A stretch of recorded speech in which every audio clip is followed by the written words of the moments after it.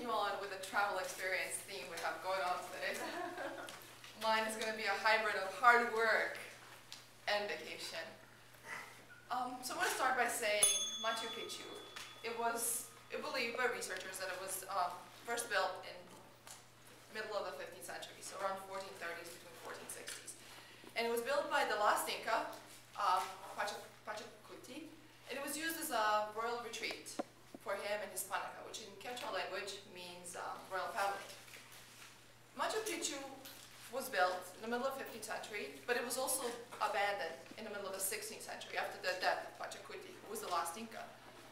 And it lay there, simply lay there for almost 4 centuries, covered in this deep jungle vegetation, until 1911, when Hiram Bingham discovered it. So today I'm going to tell you a story of how I discovered Machu Picchu, this beautiful mystical place hidden away deep in a jungle. It all started off on April 29th. It's 5 o'clock in the morning and my alarm clock went off. I really was not happy.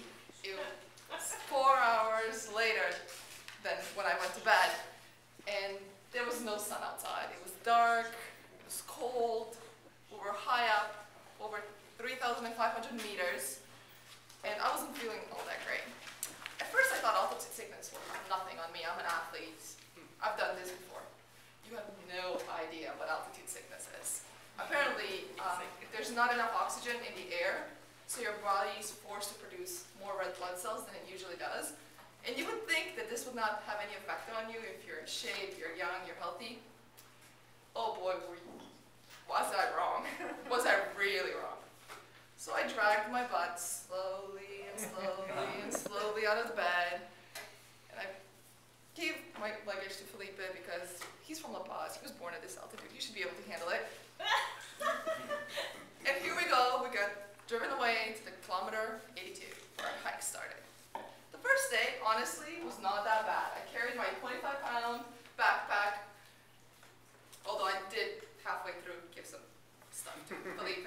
But, you know, the beginning of the trip was this big incline. I can do it. 2 steps into it, you have no idea what's going on to your body. All of a sudden, you feel like you're having a heart attack. I'm looking down my shirt and my heart is popping out of my chest. I have no air to breathe. You feel like you're suffocating. But then again, there was only the one incline, and the rest of the trip was sort of like an Inca flat, what is called an Inca flat, and it's up and down, up and down. So the first day went by fairly easy. I had a couple of places where I had to stop because I thought I was having a heart attack. But other than that, I carried my own backpack and just enjoyed the surrounding. Second day though, oh boy. We actually had to hire a porter because the second day, it's 1,400 meters up. And when I say up, I mean steep incline, while having altitude sickness, while feeling that your brain is just about to explode out of your head. So it started off fairly easy. I gave my backpack away and I was like, woohoo, nothing in my back. 1 step, 2 step, wait for 5 minutes. I thought that, you know, I can do this. Well, there were people double my age that were just going right by us. But there were also people my age that were right behind us doing the same things we were. So I think altitude sickness, from my experience, has nothing to do with age. It has something to do with the fact that you're not acclimated to that altitude. So the second day was pretty brutal. I felt this immense pressure on my head. It felt like the backs of my eyes are just about to pop out of my head. It was absolutely horrible. I've never felt that sick in my life. I really was not sure I was going to wake up the following morning. It just felt horrible. So here we went, 1,400 meters up. And I'm the type of person, if I actually vomit once, I will not stop vomiting for a week because, it's really hard for me to vomit. I usually have a very good, holding mechanism.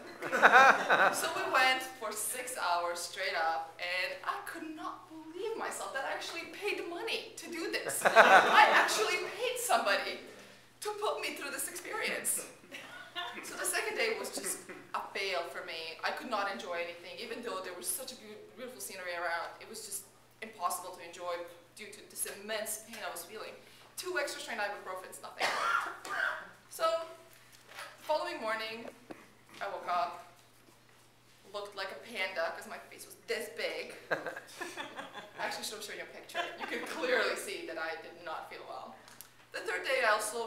my backpack to the porter.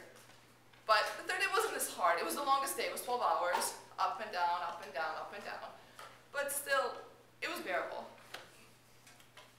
Fourth day, however, I woke up refreshed. Don't ask me how, because we woke up at 3:30 in the morning again. But it was the day we actually finally get to see Machu Picchu. So after all those 3 other days of dying, well, the first one is enjoyable. The second, I was dying. The third one, I was recovering from previously dying. The fourth day, I was all ready to go. And you know what? I took my own backpack. Here I go. I will carry my own backpack to Machu Picchu. However, I did give heavy things to Felipe yet again. I mean, he can handle it. But put my backpack on, went straight up. And the road on the fourth day, it was absolutely beautiful. It's very narrow, so you have to stay close to the mountain. 2 people can't walk beside each other because you will fall off the cliffs and die. It's not a long hike on the fourth day. It's only 1.5 hours to 2 hours. But there's this trick where you have to make it there in time if you want to get to climb the mountain on top of Machu Picchu. So I felt like I was a contestant on an amazing race. I was running and running and running. I was actually running on the third day. So we run down this trail and there's other people in front of us running and you can't even go by them because if you try, you'll probably die. So we did our best to keep up with the group, and actually we ended up surpassing people when we found a little bit of how do you say it? Probably a bit more room, a bit more space. And there we go, after all this running, after all this hard work, a couple of more steps. 1, 2, 3, and I was at the sun gate. And the view was absolutely spectacular. And that feeling that you get knowing that you put in so much hard work and it finally paid off is something I cannot describe in words.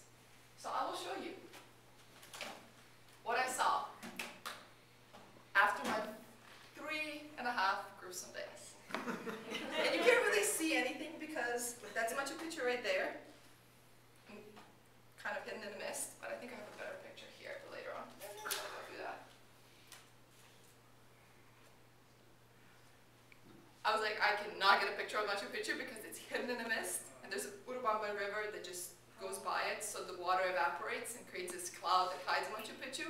But if you wait, you will, oh come on, computer, don't be that way.